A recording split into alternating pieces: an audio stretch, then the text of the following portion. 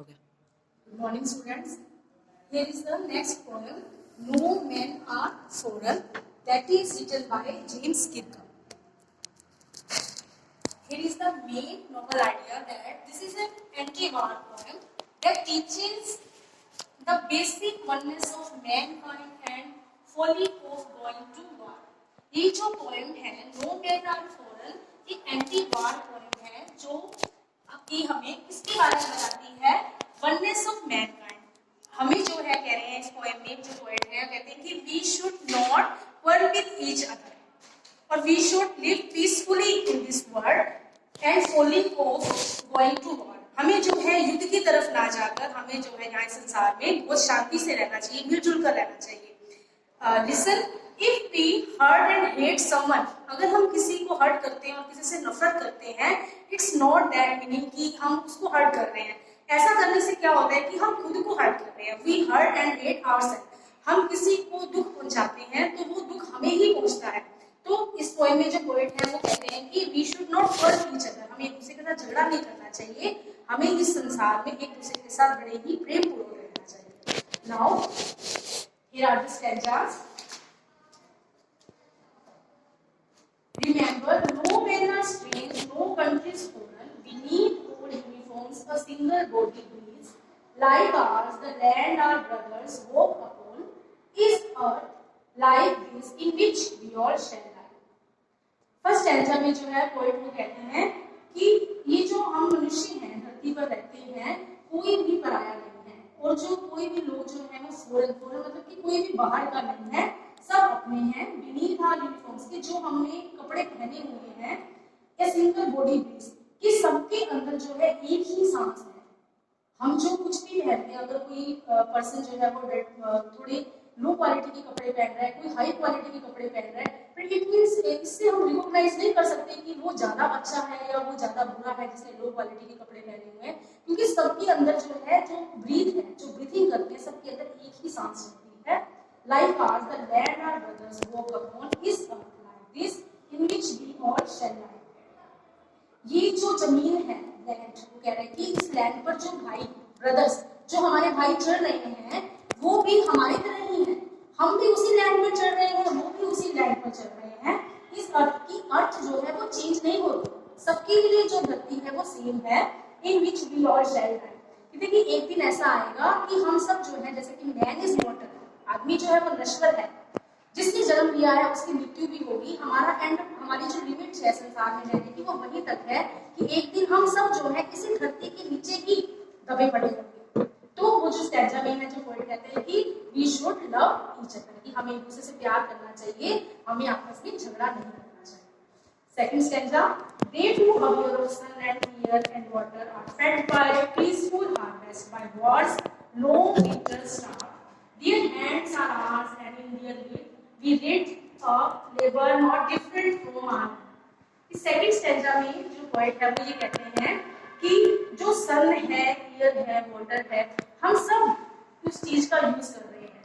जो उनके लिए किस तरह से यूजफुल है वो हमारे लिए भी उसी तरह से यूजफुल है. कि इसमें कोई वो नहीं है कि हम जो एयर है, जो इंसान अच्छी एयर में रह रहे हैं उनके लिए कि नहीं कि वो ही अच्छी हवा ले सकते हैं या वही पानी पी सकते हैं. सबने वही पानी पिया है जो हमसे पहले हमारे एंसेस्टर्स हैं, उन्होंने भी ऐसी हवा ही ली है, ऐसा ही पानी पिया है. हम भी वही कर रहे हैं कि हमारे जो एंसेस्टर्स हैं, और जो एंसेस्टर्स मतलब कि जो हमारे पूर्वज हैं, वो उन्होंने कुछ और यहाँ पे स्पेंड किया और हमें कुछ और मिल रहा है, ऐसा नहीं है. Are fed by peaceful harvest by war's long winter starve. कहते हैं कि सभी जो है हार्वेस्ट, सभी फसलों का प्रयोग कर रहे हैं शांतिपूर्वक. फसलों मतलब कि जो फार्मर्स हैं, एग्रीकल्चरशिप है, वहाँ की जितनी भी फसलें होती हैं सभी उसका यूज करते हैं जब सब कुछ ठीक होता है. और जब विंटर स्टार्ट करें कि जब सर्दी मतलब उसको बोला गया कि वॉर पीरियड, जब आपस में कंट्रीज का आपस में वॉर होता है तो क्या होता है कि ड्रॉट हो जाता है, बिल्कुल सूखा पड़ जाता है. सूखा का मतलब क्या है कि अगर युद्ध हो रही है तो हर एक कंट्री में कमी हो जाती है किसी ना किसी चीज की, चाहे वो एग्रीकल्चरशिप में हो, इंस्ट्रूमेंट्स में हो, किसी तरह से भी हो. कि जो विंटर स्टार्ट है उस वक्त में है सब व्यक्तियों को भूखा बनना पड़ता है, सबके घर में किसी ना किसी चीज की कमी आ जाती है. Their hands are outside and their lips be a labor not different from our own. कहते हैं कि उनके जो हाथ हैं वो उसी तरह के जैसे हमारे हैं, जैसे हमारे पास है कि जो सबके बॉडी पार्ट जो है वो सेम है, जो भगवान ने हमें गिफ्ट्स किए हैं हमारे बॉडी पार्ट सबके सेम है। किसी के हाथ ऐसे नहीं कि किसी की 6 फिंगर्स है, सबकी 5 फिंगर्स हैं, सबके इसी तरह से पैर हैं, कि किसी का कुछ चेंज नहीं है। Then why should we quarrel each other? तब फिर हम क्यों एक दूसरे से झगड़ा करें? किस चीज के लिए झगड़ा करें? A liver not different from our own। कहते हैं कि हम उनकी जो अपने एंसेस्टर्स हैं, जो हमारे सेंस हैं, जब हम उनकी जीवनियां पढ़ते हैं, हम उसकी जीवनियां पढ़ते हैं कि वो भी हमारी तरह ही थे। तो आज के टाइम में इतना फर्क क्यों हम एक दूसरे से झगड़ा करें? जो पोएट है वो ये कहता है कि हमें एक दूसरे के साथ बड़े ही प्यार से रहना चाहिए। We should not hurt each other. If we hate someone, कि अगर हम किसी से नफरत करते हैं या किसी को दुख पहुंचाते हैं तो हम उसको दुख नहीं पहुंचा रहे, हम अपने आप को दुख पहुंचा रहे हैं। Next stanza, remember they have eyes like ours that wake or sleep and strength that can be won. By love in every land is woman life that all can recognize and understand. Poet कहते हैं इस stanza में कि हमें ये हमेशा याद रखना चाहिए, we should not forget, हमें ये कभी चीज भूलनी नहीं चाहिए कि they have eyes like ours, उनकी आंखें भी हमारी तरह हैं, उनकी किनकी, जिनसे हम नफरत करते हैं, जिनसे हम झगड़ा कर रहे हैं, जो हमारे ब्रदर्स हैं जिनसे हम झगड़ा करते हैं, उनकी आंखें भी तो हमारी तरह है, उनका भी जो बॉडी पार्ट्स है हमारी तरह ही तो है सब कुछ। दैट बिकॉज़ वो हमारी तरह ही सोते हैं, हमारी तरह ही जागते हैं, सब कुछ सेम है। And stand that can be one by love in every land is woman. कहते हैं कि इस संसार में अगर कोई प्रॉब्लम है, उस चीज को कैसे जीता जा सकता है? सिर्फ ओनली वन वे भी है, हमारे पास सिर्फ एक रास्ता है जिससे कि हम अपनी ये जो झगड़ा है, नफरत है, इसको खत्म कर सकते हैं, वो है लव, प्यार। सिर्फ प्यार के द्वारा ही हम किसी की भावनाओं को, किसी को जीत सकते हैं और संसार में जो झगड़ा है इस तरह से उसको खत्म कर सकते हैं। That all can recognize and understand।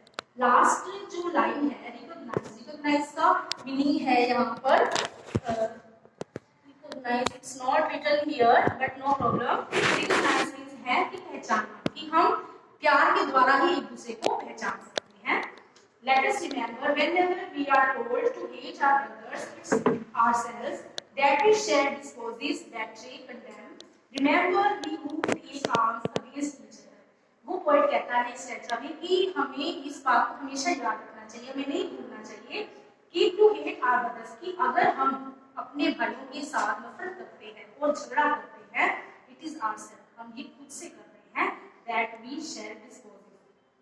Dispossess meaning है कि हम खुद को खो रहे हैं, हम खुद को लूट रहे हैं। अगर हम किसी को लूट रहे हैं, किसी को नुकसान पहुंचा रहे हैं, तो हम खुद को नुकसान पहुंचा रहे हैं। बैटरे मीन्स है कि धोखा देना, अगर हम किसी को धोखा दे रहे हैं तो हम खुद को धोखा दे रहे हैं। कंडेम मीन्स है आलोचना करना, अगर हम किसी की आलोचना, किसी को क्रिटिसाइज कर रहे हैं तो हम उसको क्रिटिसाइज ना करके हम खुद को डिग्रेड कर रहे हैं। Remember we do take arms against each other. हमेशा ये बात याद रखो कि अगर हम किसी के लिए हथियार उठाते हैं, अगर हम किसी के लिए हथियार उठाते हैं, किसी को मारने की कोशिश करते हैं, किसी को किल करना चाहते हैं, तो हम क्या कर रहे हैं? It is the human that we define. तो ये हम ये धरती जो है, सारी धरती, उसको परेशान, उसको नष्ट कर रहे हैं। जहाँ पर हम रह रहे हैं, हम उस धरती को नष्ट कर रहे हैं। Our hands of fire and dust outrage the innocence of air that is everywhere around। Remember, no men are foreign and no country is।